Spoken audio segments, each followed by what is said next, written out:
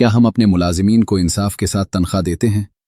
क्या आपके मुलाजिम की तनख्वाह उसकी ज़रूरत के मुताबिक है या सिर्फ उसकी मजबूरी के मुताबिक? बहुत से लोग गरीब की मजबूरी का फ़ायदा उठाकर उसे इंतहाई कम तनख्वाह पर रख लेते हैं।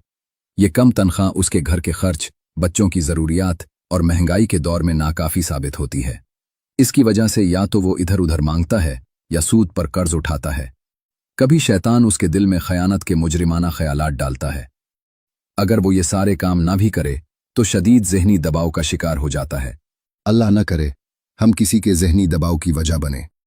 जब हम अपनी तनख्वाह बढ़ने की दुआ करते हैं तो अपने मुलाजिम की तनख्वाह बढ़ाने से भी ना हिचकिचाएं। यही इंसाफ का तकाजा है। कुरान में आता है, इन्नल्लाह युहिब्बुल मुक़सितीन।